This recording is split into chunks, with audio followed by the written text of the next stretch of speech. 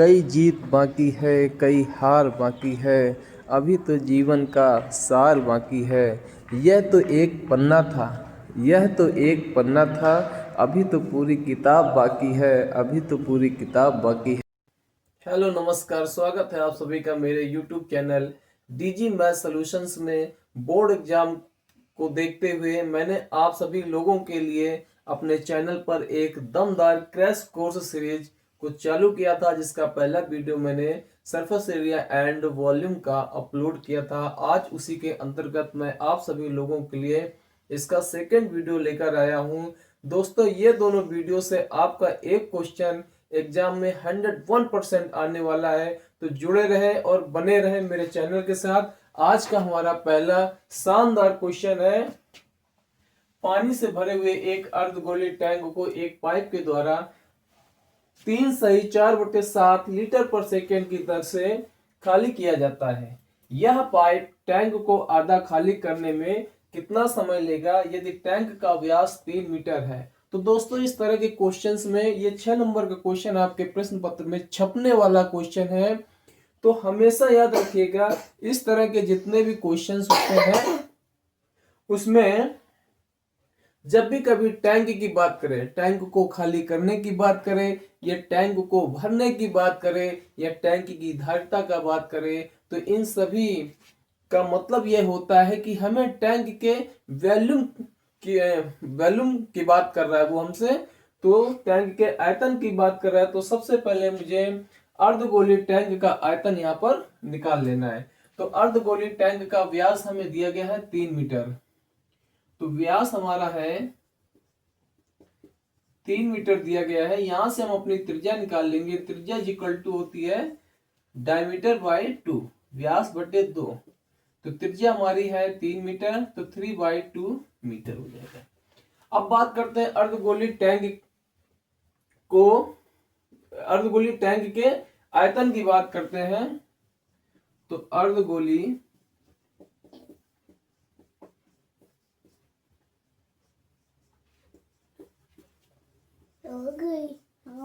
Tank का आयतन, volume of hemispherical tank is equal to 2/3 pi r cube. यहाँ पर हम हमारी रेडियस 3/2 मीटर है, तो यहाँ वैल्यू को पुट कर देंगे। तो volume of hemispherical tank is equal to 2/3 into pi की वैल्यू हमारी 22/7 इंटू रेडियस हमारी 3/2, क्यूब लगा हुआ है, क्यूब लगा देंगे यहाँ पर हम। तो volume is equal to 2/3 into 22/7 into 3 cube होता है 27 अपॉन 2 का क्यूब होता है 8। 2 4 जा 8, 2 2 जा 4 11 एंड 3 9 जा 27। तो देखिए वॉल्यूम इज इक्वल टू 11 9 या 99, 11 9 99 और 7 दूनी 14। ये आ गया हमारा मीटर क्यूब। अब बात कर रहा था यहाँ पर टैंक को आधा खाली करने के बात कर रहा था। ये हमारा पूरे टैंक का आयतन आ गया, अर्धगोलीय टैंक का आयतन आ गया। अब चूंकि टैंक को हमें आधा खाली करना है, इसलिए हमें इसके वॉल्यूम को हाफ करना पड़ेगा। आधे टैंक का आयतन निकाल लेंगे हम लोग।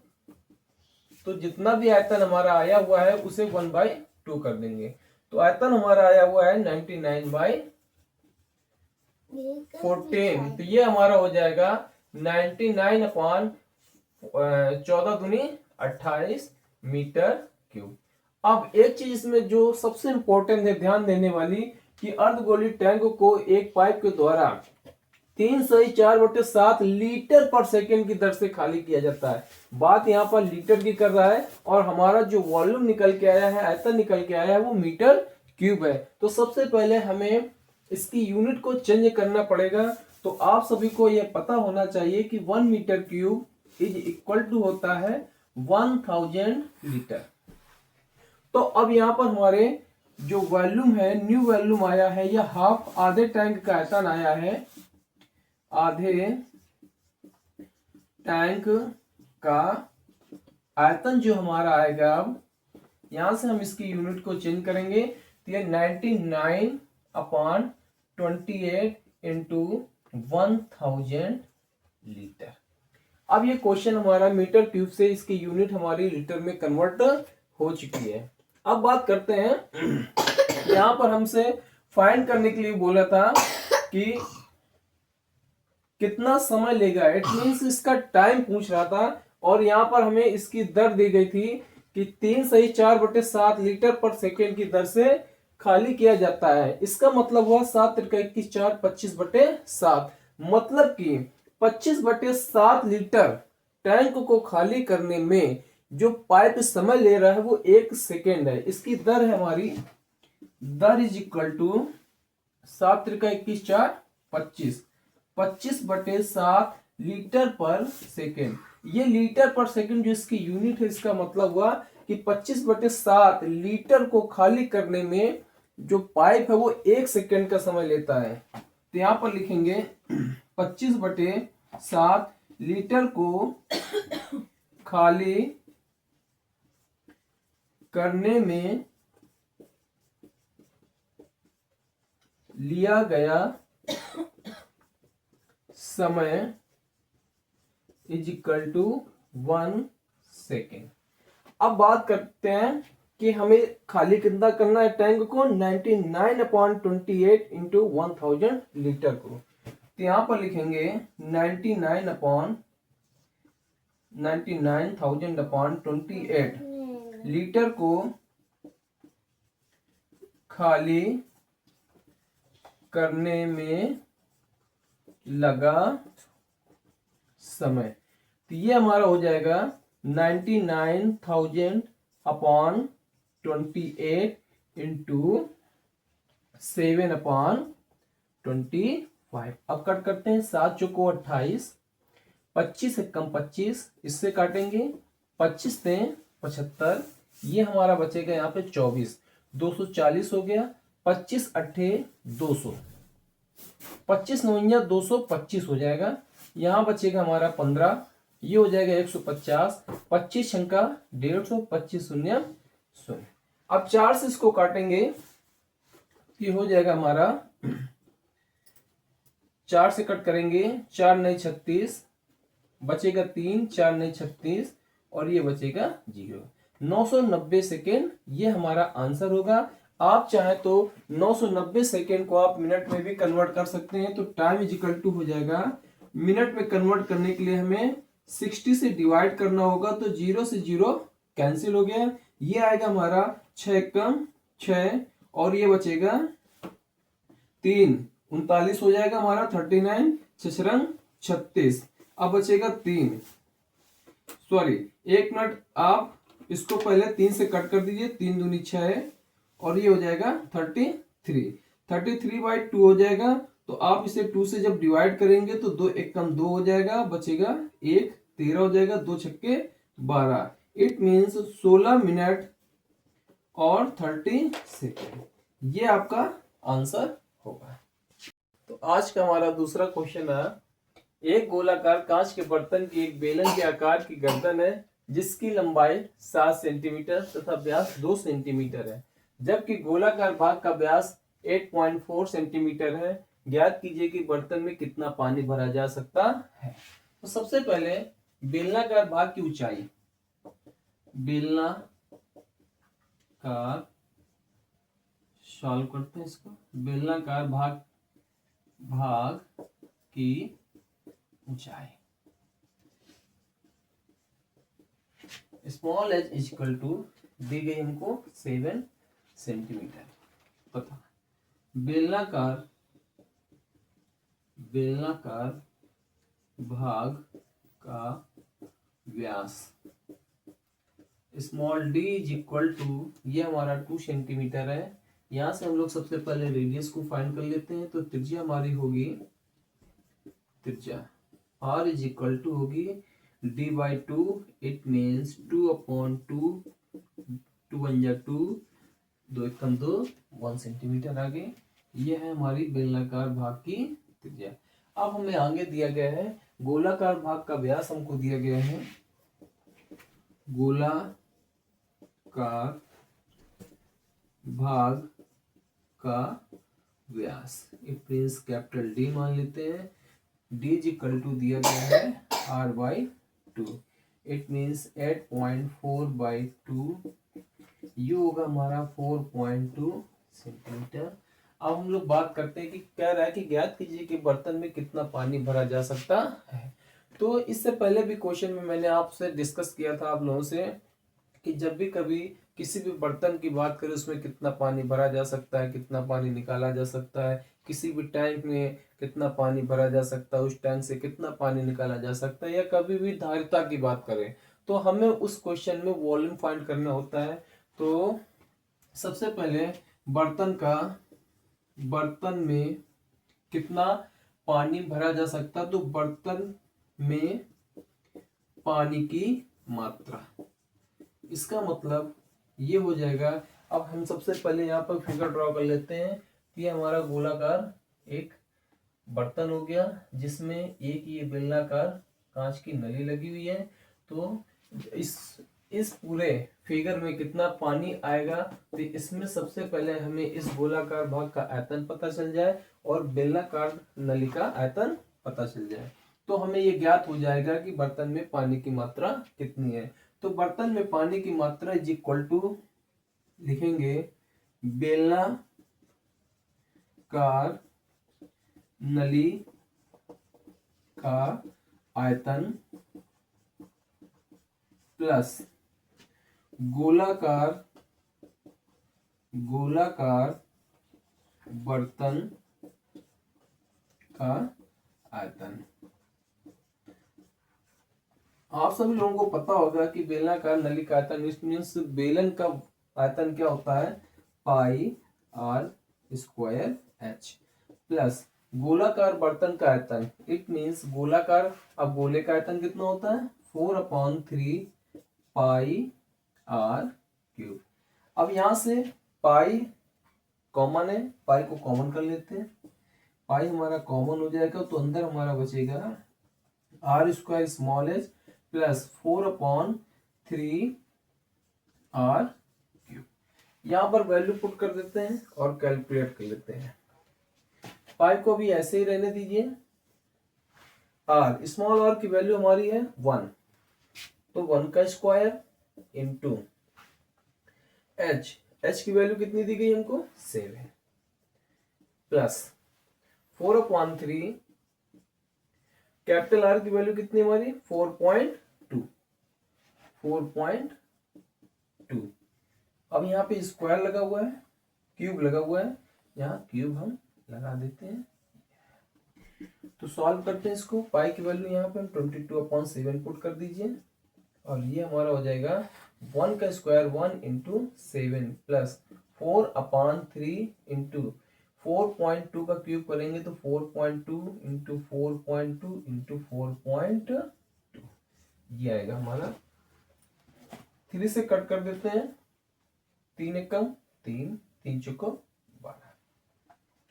तो देखिए ये 22 है हमारा, ये होगा हमारा 7 प्लस 7 एकम 7, 14 चौको 56, 5.6 इंटू 4.2 और 4.2 का मल्टीप्लाई जब हम लोग करेंगे तो ये आएगा हमारा 2 2 जा 4, 4 2 जा 8, 4 2 जा 8, 8 8 16, 6 कैरी फॉरवर्ड 1 हाथ से लगा 1, 4 चौको 16 1 17। डायरेक्ट मल्टीप्लाई का ट्रिक मैंने अपने वीडियो चैनल पे अपलोड कर रखा है, आप जाकर वहां पर देख सकते हैं। 2 अंक के बाद यहाँ दशमलव लग जाएगा। अब 22/7, तो 22/7 का जब हम लोग अंदर गुणा कराएंगे तो ये हो जाएगा 22/7 इंटू 7 और प्लस 5.6 इंटू 17.64 इंटू 22/7। अब 7 से 7 ये कैंसिल हो गया, इसको भी कट करते हैं, 7 8 56, तो ये आएगा 0.8। अब हमारे पास बचेगा 22 प्लस इसका मल्टीप्लाई करा लेते हैं हम लोग, तो 22 शंका होता है 132, 22 शंका 132, 2 हासिल लगा 13, नहीं 22 चौको 88 की 8 हासिल लगे 8, और 22×132, 32 में 8 ऐड कर देंगे हम लोग तो हो जाएगा 140 की 0 हासिल लगा 14, और 22 सत्ते होता है 154, और 154 में हम लोग 14 ऐड करेंगे तो हो जाएगा 168। अब हासिल लगे हमारे 16, 22 से कम 22 और 16 ये हो जाएगा हमारा 38। पॉइंट काउंट कर लीजिए 1 2 1 2, और अभी हमारा 0.8 बचा हुआ है। अब इस बार 0.8 को मल्टीप्लाई करा लेंगे तो 22 प्लस 88 64 की 4 हासिल लगे 6, 8 का गुणा 0 में करेंगे तो 6 आएगा। 88 64 की 4 हासिल 6, 88 64 और 6 70 की 0 हासिल लगे 7, 8 3 24 7 31, 1 2 3 1 2 3 ये आएगा हमारा 310.464, जिसमें हम लोग 22 को ऐड कर देंगे तो हमारा आंसर आएगा 332.464, और क्वेश्चन हमारा किसमें था, सेंटीमीटर में, तो ये हो जाएगा सेंटीमीटर क्यूब। ये रहा हमारा आंसर। तो आज का तीसरा क्वेश्चन ये रहा आपके सामने। दवा का एक कैप्सूल बेलन के आकार का है। दवा का एक कैप्सूल है जो कि बेलन के आकार का है, जिसके दोनों सिरों पर एक अर्धगोला लगा हुआ है। तो सबसे पहले फिगर ड्रॉ करते हैं। ये हमारा एक दवा का कैप्सूल हो गया और इसके दोनों सिरों पे एक अर्धगोला लगा हुआ है। और बड़ा ड्रॉ करते हैं, ये हो गया, ये हमारा कैप्सूल है। ठीक है, पूरे कैप्सूल की लंबाई, length of whole capsule 14 millimetre दी गई है, और उसका जो व्यास है वो 5 मिलीमीटर का है। इसका डायमीटर जो है 5 मिलीमीटर। कह रहा है इसका पृष्ठीय क्षेत्रफल ज्ञात कीजिए। तो सबसे पहले हम इसकी रेडियस निकाल लेंगे। तो रेडियस इक्वल टू होता है डायमीटर बाई 2। डायमीटर व्यास हमारा 5 है, 5/2 मिलीमीटर। अच्छा, अब इसकी हमें कैप्सूल की हाइट फाइंड कर लेते हैं। इट मीन्स बेलन की हाइट फाइंड करेंगे। तो बेलन की हाइट या बेलन की लंबाई, बेलन की लंबाई, बेलन की लंबाई कितनी होगी हमारी, कैप्सूल की लंबाई, कैप्सूल की लंबाई। देखिए ध्यान से, अगर हम पूरे कैप्सूल की लंबाई में इतना पार्ट ये कट करके अलग कर दें, जो अर्धगोले लगे हुए हैं दोनों अर्धगोलों को अलग कर दें, तो ये हमारे बेलन की लंबाई निकल आएगी।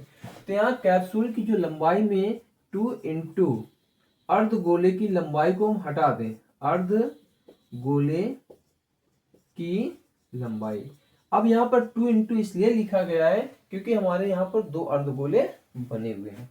अब एक चीज हमेशा याद रखिएगा कि जो ये हमारा अर्धगोला है, ठीक, जो भी अर्धगोले की हमारी रेडियस होती है, ये आर, यही ये भी तो अर्धगोले की रेडियस हुई ना। तो ये जो अर्धगोले की रेडियस होती है वही अर्धगोले की लंबाई होती है।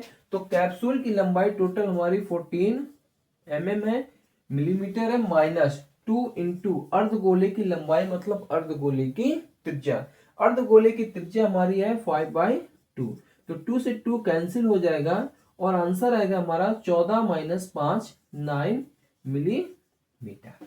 अब बात करते हैं हम लोग पृष्ठीय क्षेत्रफल की। तो कैप्सूल का पृष्ठीय क्षेत्रफल इज इक्वल टू बेलन का वक्रपृष्ठ, बेलन का वक्रपृष्ठ और प्लस 2 इंटू अर्धगोले का वक्रपृष्ठ। ये होगा हमारा।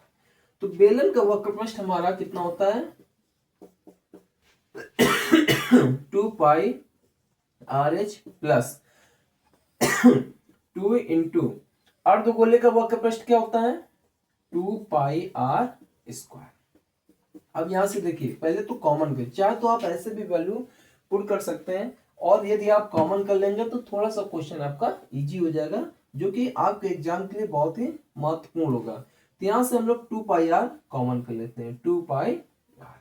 तो 2πr जब हमने कॉमन कर लिया तो यहाँ बचेगा हाइट h प्लस यहाँ एक बचेगा 2 और 2 निकल गया, पाई निकल गया, ये एक r निकल गया, एक r बचेगा। अब हम यहाँ पे वैल्यू पुट कर देंगे तो 2 इंटू पाई की वैल्यू हमारी 22/7 इंटू रेडियस, रेडियस कितनी हमारी 5/2, हाइट कितनी हमारी, बेलन की हाइट कितनी निकल के आई थी, लंबाई 9 और प्लस 2 इंटू रेडियस हो गई हमारी 5/2। ये 2 से 2 कैंसिल हो गया, ये 2 से 2 कैंसिल हो गया।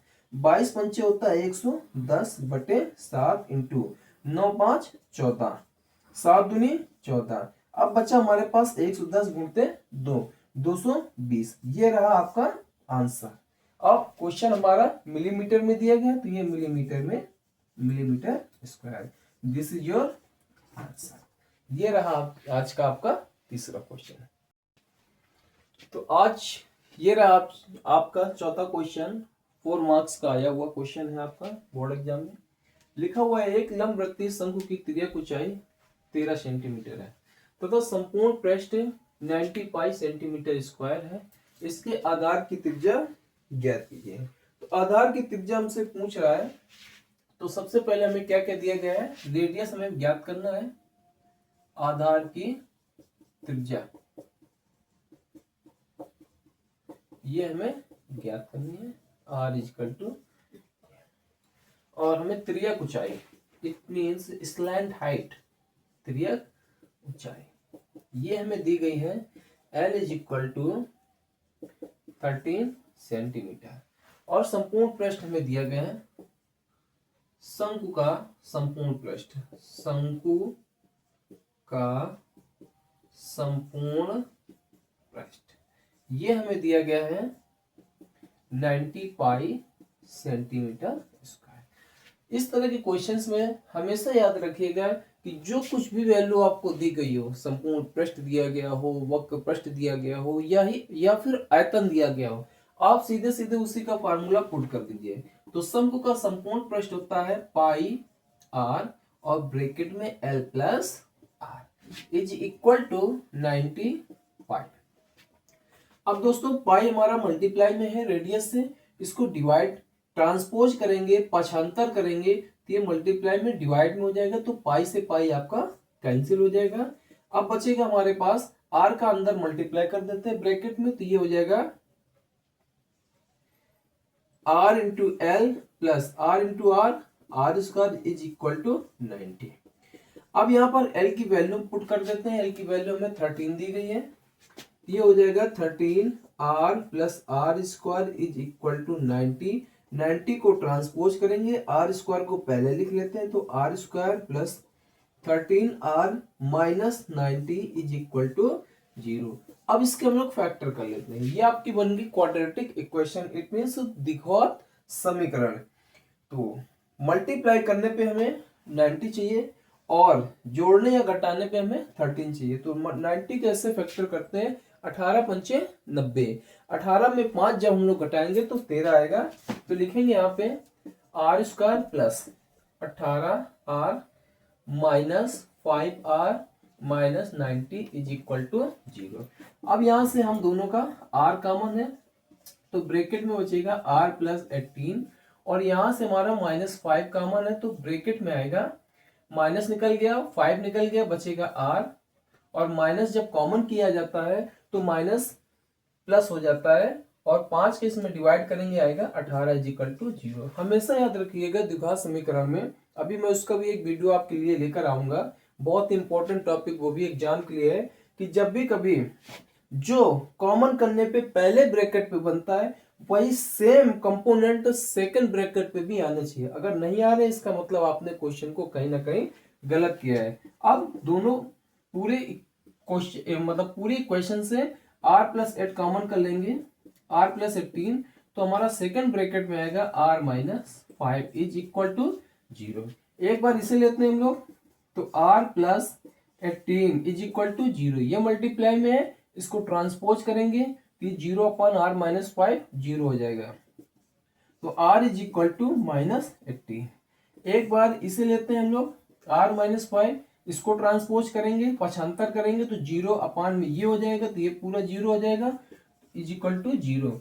r इज इक्वल टू आ गया 5। अब आपका आंसर यहाँ पर 2 आ रहे हैं, लेकिन 2 आंसर आपके नहीं है। क्यों? क्योंकि रेडियस कभी भी माइनस में नहीं होती है, रेडियस कभी भी माइनस में नहीं होती है, इसलिए आंसर हमारा होगा r is equal to 5 centimetre. तो ये रहा आपका आंसर। तो ये रहा आज का हमारा 5वां क्वेश्चन।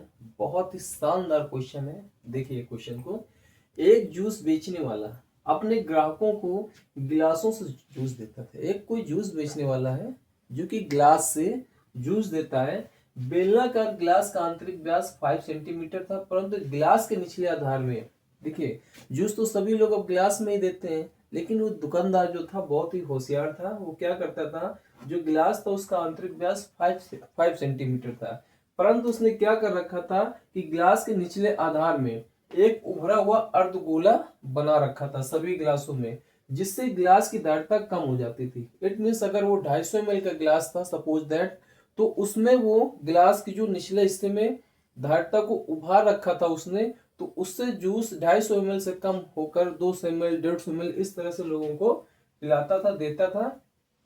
यदि एक गिलास की ऊंचाई 10 सेंटीमीटर थी तो गिलास की आभासी धारिता तथा वास्तविक धारिता ज्ञात करें। मतलब क्वेश्चन हमसे पूछ रहा है कि गिलास में वास्तव में कितना जूस होना चाहिए था और वो दुकानदार हमें कितना जूस पिला रहा था। तो सबसे पहले हम लोग ग्लास का फिगर ड्रॉ करते हैं। ये हमारा ग्लास रहा, बेलनाकार ग्लास हो गया हमारा एक, और इसकी तली में उसने अर्धगोलाकार उभार रखा था ऐसे। ठीक, इसका व्यास हमें आंतरिक व्यास दे रखा है, आंतरिक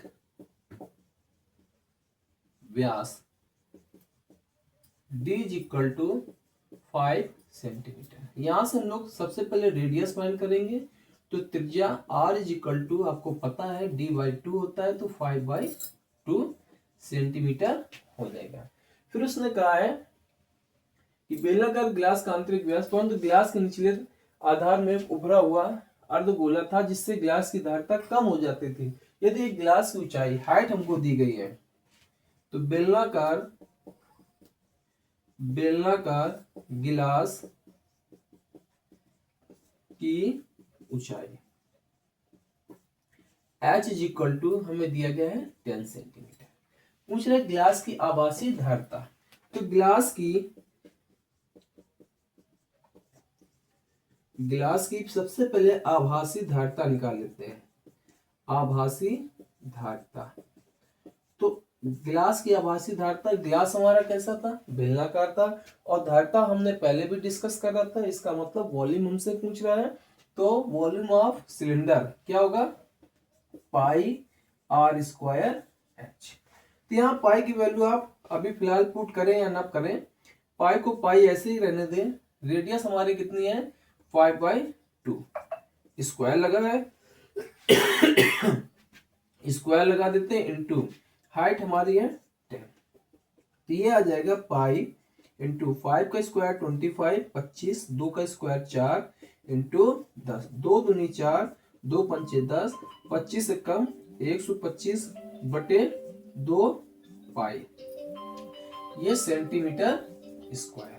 ये हो गई हमारी आभासी धारिता। अगर आभासी धारिता में एक्चुअल वैल्यू पूछ रहे तो आप यहाँ पर पाई की वैल्यू रख के इसको सॉल्व कर सकते हैं।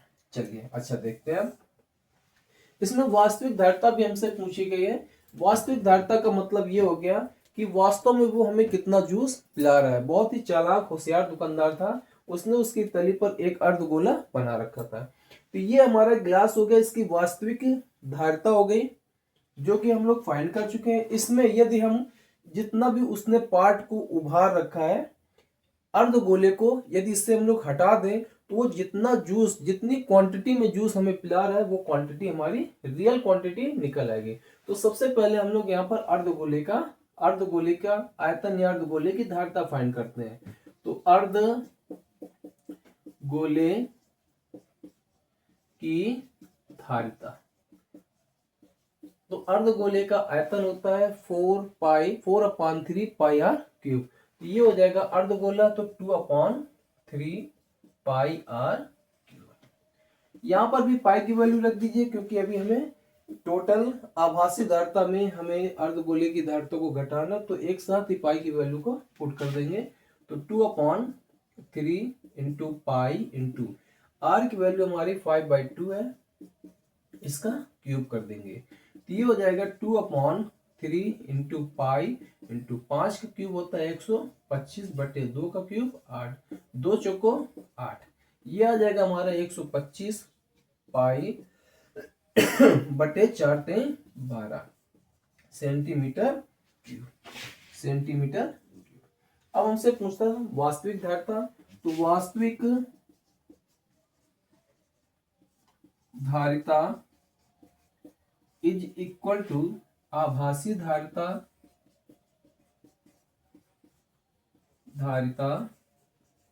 माइनस अर्धगोले की धारिता। उभरे हुए भाग की धारिता, ये भी लिख सकते हैं, अर्धगोले की धारिता। इसको हम लोग लेस कर देंगे।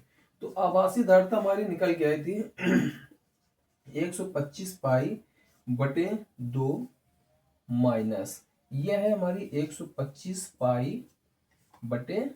बहुत आसान तरीका इसको सॉल्व करने का। 125 पाई ऊपर से कॉमन कर लीजिए, तो 125 पाई ऊपर से जब हमने कॉमन कर लिया और इसका एलसीएम ले लिया, तो ये आएगा 12, 2 छक्के 12 माइनस ये आएगा 12×1=12। तो ये हमारा निकल के आएगा 125 पाई इंटू 6 में 1 गया 5 आएगा 5/12। 125 का गुणा 5 में कराएंगे तो ये आएगा 625 पाई बटे 12। ये हमें वास्तविक इसकी धारिता आ गई। यहाँ पर आप लोग पाई की वैल्यू को पुट कर सकते हैं और ये आपका यहाँ से एक्चुअल मान निकल आएगा। तो ये रहे आपके टॉप के क्वेश्चंस जो आपके एग्जाम में 101% आने वाले हैं। मैंने कोशिश की है 6 नंबर के जितने भी क्वेश्चंस आपके एग्जाम में बन सकते हैं सारे के सारे क्वेश्चन रखने की। इससे पहले मैं इसका एक पार्ट और बना चुका हूं, आप जाके मेरे चैनल पे जाके उस वीडियो को देख सकते हैं। स्वस्थ रहे, मस्त रहे, मेरे चैनल के साथ जुड़े रहे, ताकि आप अच्छे से अच्छे एग्जाम में अंक अर्जित कर सके। जय हिंद।